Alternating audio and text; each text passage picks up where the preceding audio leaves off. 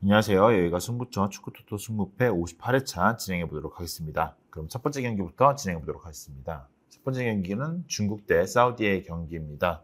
먼저 중국부터 살펴보겠습니다. 지난 일본전에서 대패를 하면서 좋지 못한 흐름을 이어나간 중국입니다. 수비적인 전술을 가져왔음에도 불구하고 대패를 하면서 험난한 최종 예선이 되지 않을까 생각이 드는데요. 아마 중국도 중국의 전체적인 퀄리티도 굉장히 낮기 때문에 최종 예선에서 탈락하지 않을까라는 생각을 해보고 있습니다. 다음은 사우디입니다. 지난 인도네시아전에서 무승부를 기록하면서 이번에 희생양이 된 사우디입니다. PK 실축과 그리고 마무리가 되지 않는 장면들이 종종 나왔는데요. 그 부분들 때문에 경기에서 승리를 거두지 못한 부분이 있습니다. 인도네시아 조직적인 수비에 꽤나 고전을 했습니다. 두 팀 정리해보겠습니다. 사우디도 불안감이 있지만 중국의 상태가 매우 심각한 상태입니다. 또한 두 팀의 체급 차이가 있다는 점에서 이번 경기는 중국의 패배로 예상해보도록 하겠습니다. 두 번째 경기입니다. 오만 대 한국과의 경기입니다. 먼저 오만부터 살펴보겠습니다. 지난 이라크전에서 1대0으로 석패했던 오만입니다.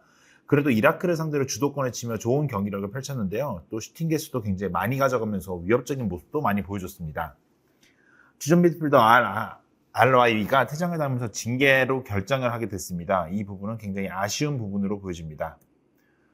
다음은 한국입니다. 지난 팔레스타인전에서 충격적인 무승부를 기록했던 대한민국입니다. 잘못된 전술과 결정력 부재로 승점을 날리게 됐습니다. 홍명보 감독이 빠른 전환의 속도를 하겠다고 진행한 것을 보아 상황의 개선이 쉽지는 않아 보입니다. 두 팀 정리해 보겠습니다. 팔레스타인에 고전한 한국이 오만 원정에서 쉽게 이기지 못할 것으로 보여집니다.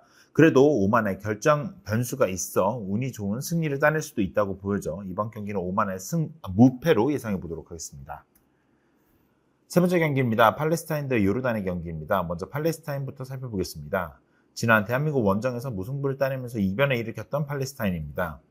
끈끈한 수비 조직력을 보여줬고 골키퍼의 선방도 인상적이었습니다. 기회만 잘 살렸다면 승리도 가능했었던 경기였습니다. 다음은 요르단입니다. 지난 쿠웨이트와의 경기에서 추가 시간에 PK를 허용하면서 무승부에 그친 요르단입니다. 경기력은 나쁘지 않았으나 너무 일찍 내려서면서 상대에게 주도권을 허용했습니다. 두 팀 정리해보겠습니다. 전력은 요르단 우위, 게다가 팔레스타인 국가가 이제 사정상 홈 경기를 치를 수 없다는 점에서 이번 경기는 팔레스타인의 패배로 예상해보도록 하겠습니다. 네 번째 경기입니다. 라트비아 대 페루제도의 경기입니다. 먼저 라트비아부터 살펴보겠습니다. 지난 아르메니아와의 경기에서 4대1로 대패를 거뒀던 라트비아입니다. 중심을 잡아줘야 될 선수들도 팀을 이끌지 못하면서 앞으로 좀 험난한 일정이 되지 않을까라는 생각이 듭니다. 다음 페루제도입니다. 지난 북마케도니아 전에서 1대1 무승부를 기록했던 페루제도인데요. 득점은 PK였지만 찬스도 많이 잡는 등 경기력은 나쁘지 않았습니다. 다만 전력 자체는 약하기 때문에 언제든 경기력이 다시 떨어질 수 있다는 가능성도 있다고 보여집니다. 두 팀 정리해보겠습니다. 최근 경기력은 페루제도가 우위지만 지난 라트비아 원정에서 어려움을 겪었던 만큼 변수도 존재한다고 생각합니다. 이번 경기는 라트비아의 무패로 예상해보도록 하겠습니다. 다섯 번째 경기입니다. 바레인 대 일본의 경기입니다. 먼저 바레인부터 살펴보겠습니다. 지난 호주전에서 0대1 신승을 거뒀던 바레인입니다. 다만 상대의 퇴장 변수가 있었다는 것은 고려해야 될 것 같습니다.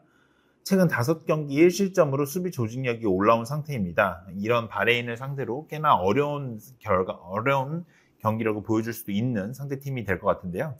다음은 일본입니다. 지난 중국전에서 7대0 대승을 거뒀던 일본입니다. 아시안컵 이후 5연승으로 기세가 매우 좋습니다.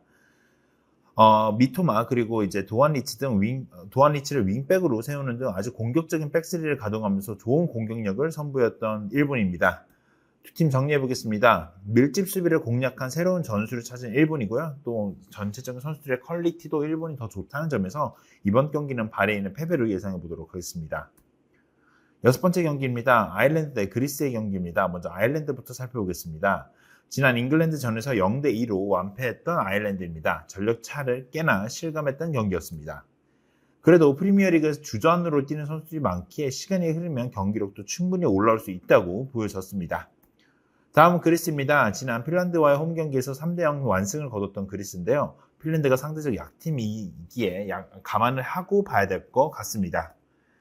전력으로 보자면 아일랜드에 뒤진다고 보여집니다. 지난 아일랜드 원정에서 승리한 경험이 있지만 아일랜드의 전력이 꽤나 많이 상승했다는 점은 고려해봐야 될 것 같습니다. 두 팀 정리해 보겠습니다. 지난 맞대결에 비해 전력이 강해진 아일랜드이기 때문에 이번 경기는 아일랜드의 승리로 예상해 보도록 하겠습니다. 7번째 경기입니다. 알바니아 대 조지아의 경기인데요. 먼저 알바니아부터 살펴보겠습니다. 지난 우크라이전에서 1대2 승리를 했던 알바니아인데요. 아사니가 득점을 기록하면서 좋은 활약을 펼쳤습니다. 점유율은 밀렸지만 날카로운 세트피스와 좋은 수비 집중력을 유지하면서 우크라이나의 공세를 잘 견뎌냈습니다. 다음은 조지아입니다. 지난 체코와의 홈 경기에서 4대1 대승을 거뒀던 조지아인데요. 흡입차가 1골 1도움으로 에이스 면모로 가시했습니다. 골키퍼부터 공격수까지 모두 고른 활약을 펼쳤는데요. 다만 대다수의 찬스가 속공과 세트피스였기 때문에 올라오지 않는 상대를 상대로는 좀 불안한 모습을 보여줄 수도 있습니다. 두 팀 정리해 보겠습니다. 밸런스를 잘 잡은 알바니아이기 때문에 원정팀 조지아가 고전할 가능성이 높다고 보여지는데요. 그래서 이번 경기는 알바니아의 승무로 예상해 보도록 하겠습니다.